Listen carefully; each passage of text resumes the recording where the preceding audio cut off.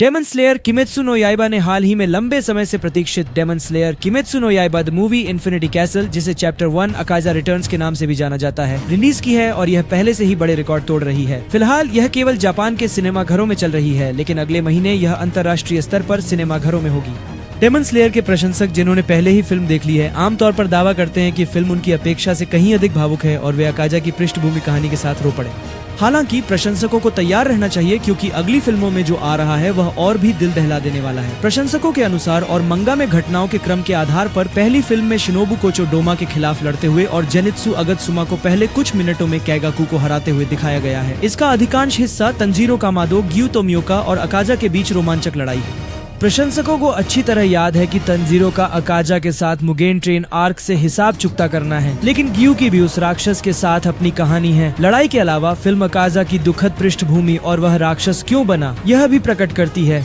प्रशंसकों से social media पर मिली प्रतिक्रिया के अनुसार ऐसा लगता है कि फिल्म ने मंगा की सामग्री को काफी बढ़ा दिया, जिसमें उसकी पिछली कहानी को दर्शाया गया, और यह फिल्म के सबसे दिल दहला देने वाले क्षणों में से एक था। अकाजा अपने अतीत के कारण कई लोगों के लिए पसंदीदा राक्षस बन गया है। भले ही थिएटर में अकाजा की दुखद कहानी से कई लोग प्रभावित हुए, उन्होंने नहीं भुलाया कि उसने पिछले आर्क्स में क्या किया और कैसे उसने पूर्व फ्लेम हाशिरा क्योजोरो रेंगोकू को मुगेन ट्रेन आर्क में मारा। यह घटना तंजीरो के विकास के लिए महत्वपूर्ण थी और इसे आसानी से वह क्षण माना जा सकता है जब तंजीरो के लिए एक दानव कातिल के रूप में उसकी यात्रा में कोई वापसी नहीं थी।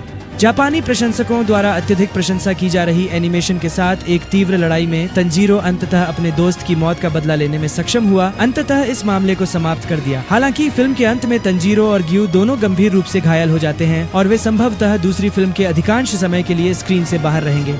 शिनोबु की मृत्यु फिल्म की शुरुआत में हो गई थी, लेकिन उससे पहले वह डोमा को जड़ देने में सफल रही और इसका दूसरे फिल्म में बड़ा प्रभाव पड़ेगा, जो संभवतः उस पर केंद्रित होगी। हालांकि कनाओ त्सुयुरी अपनी गोद ली हुई बहन की मृत्यु से ठीक पहले पहुंची। इनोसुके हाशिबिरा जल्द ही उसके साथ शामिल होगा और वह भी शायद दूसरी फिल्म में एक मुख्य आकर्षण होगा और प्रशंसक उसके बारे में अधिक जानेंगे। उसकी पृष्ठभूमि निश्चित रूप से अकाजा से भी अधिक दिल दहला देने वाली होगी और यह डोमा से संबंधित है।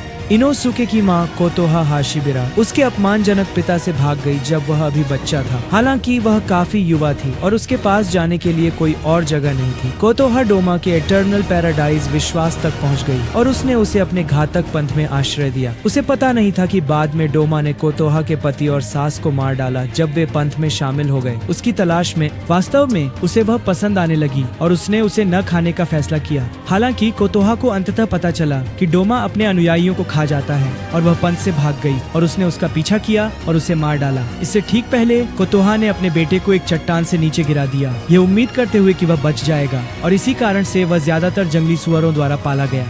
डोमा के पास वास्तव में उसे मारने का मौका था, लेकिन उसने ऐसा नहीं किया। पहली फिल्म जापान में प्रदर्शित हो रही है और यह अगस्त में एशियाई देशों के कई सिनेमा घरों में आएगी। अमेरिका, कनाडा, यूके, दक्षिण अफ्रीका और भारत में यह केवल 12 सितंबर 2025 को रिलीज होगी।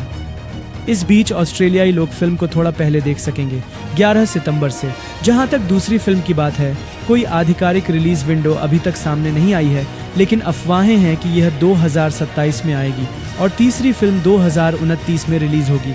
हालांकि इन अफवाहों की पुष्टि या खंडन के लिए आधिकारिक जानकारी का इंतजार करना अधिक समझदारी होगी। डेमन स्लेयर क्रंचीरोल पर देखने के लिए उपलब्ध है, कई भाषाओं में सब और डब किया गया है। और अधिक शानदार सामग्री के लिए लाइक और सब्सक्राइब करें।